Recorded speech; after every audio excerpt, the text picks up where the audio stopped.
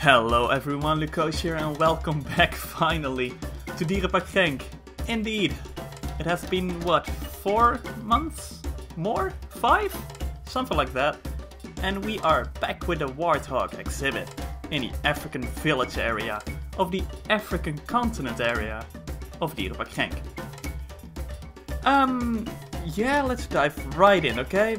As you can see, we have some different textures than we had in the original previous episode.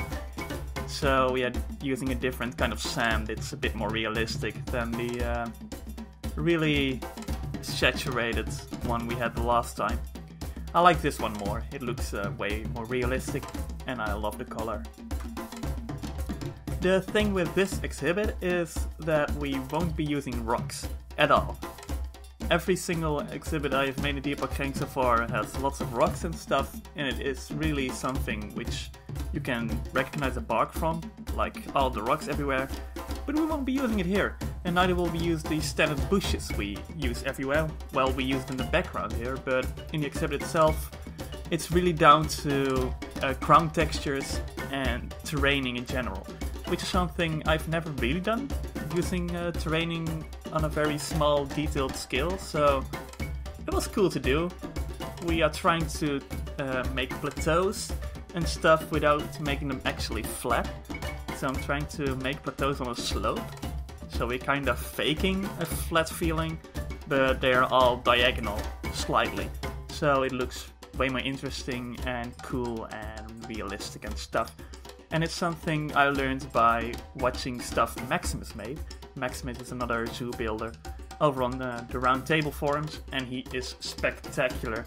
And this exhibit is just a complete homage to him, actually, because he's really good with with the detailed terraining and stuff, but also with ground textures. He's an absolute god. So that's why we're doing that over here.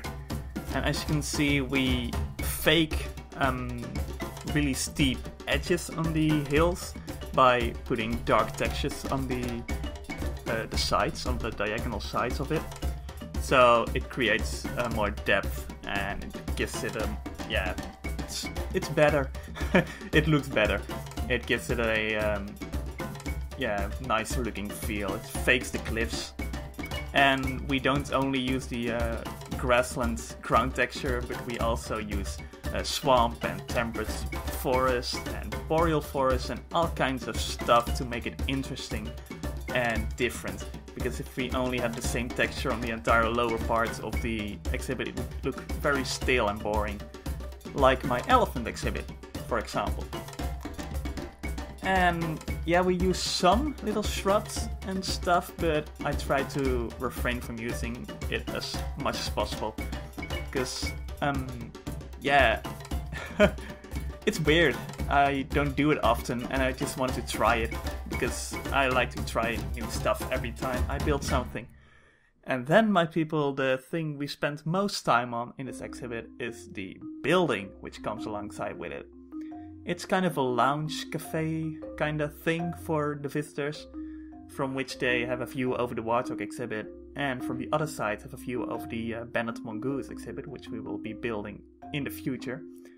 Hopefully in the nearer future than in 5 months, but we'll see. The building uses almost only one texture, so I had to try and be creative in other ways. So as you can see, I make these thicker posts by combining multiple of them into a circle, which I think looks cool. And we use all kinds of details with using the posts and being more original with the roofs and stuff, and using different layers with lots of different viewing points, which makes, in the end, a pretty interesting looking building, which I like. So I hope you guys like it as well. So, what else is there to say? Yeah, I like using the posts for all kinds of stuff. Here you see me adding bases to the pillars on the walkway, just to reinforce it and make it look a little bit stronger. And I like the way that looks. We use multiple bugs in the game to put some elevated path railings just in the middle of the rest of the elevated paths. That is not explained right. There is a certain way in which you can have the elevated path railings floating in the air without the actual path connected to it. And we use that here multiple times to have walls and stuff in the middle of an elevated path, because otherwise we wouldn't be able to. And it gives it a cool feeling. For the roofs, we decided to create some really big eaves, because I love myself some eaves. And yeah, these are really big. These are eaves of like 2 meters. But it looks cool. It gives it a nice jingle huts lounge kind of vibe, which is what I was going for. The upper roof was a struggle. I rebuilt it like 2 or 3 times, and it doesn't really seem like a chore if you watch the speed build, but keep in mind this is sped up 12 times, so these roofs take a lot of work because it's just an annoying system to work with. But in the end I decided to not have the upper roof because I thought it's distracted from the other roofs you have, the one over the walkway at the side and the one with the very big overhang on the actual door. So we decided to go for a little watchtower, which in the end looks kinda cool, I think. It gives it again a really African watch huts kinda feel. It looks, I don't know why, but I think it looks kind of African, which is what's supposed to happen. It will be interesting to see what it will look like for the Bandit Mongoose exhibit, because I also haven't really decorated and detailed that side of the building yet, so we'll have to see what we do over there. And also the Bandit Mongoose exhibit will use a lot of cool terraining, hopefully, and I want to work with really tiny details over there. Really tiny grass and rock details, which I will be using some separate mods for. So we'll see. Yeah, originally I used glass for the railings of the walkways in this building, but I decided to go for these weird kinda wooden post things, which, as I've said before, because I used it in the indoor part of the aviary here in the African village area in the first episode of the Epoch Tank. Yeah, in the first episode I did that. And I also used it in the African Penguin exhibit, but you haven't seen that one yet. I really should do a walkthrough of the rest of the Epoch Tank someday. We'll have to see. I have to do that. But yeah, as I was saying, we used these railings because it gives a nice African feel and it is original. It looks different than the glass, because that's my main gripe with Stick 2. Everything starts to look the same after you've played it for 14 years. So I try to do new stuff and use new things to keep it fresh and entertaining for myself. And I think it does that. The bottom layer of the building, I replaced the red plaster building with a beige plaster building, and I think it looks better. It complements the color of the wood better and the colors of the sand in the exhibit. I think it looks better than the red one. And I added, once again, the thicker pillars of wood in the wall, just to break up the big sea of beige you had otherwise on the bottom. And it didn't really look very strong. It didn't look like a very solid base. And now with the addition of very thick pillars, it does, which I like.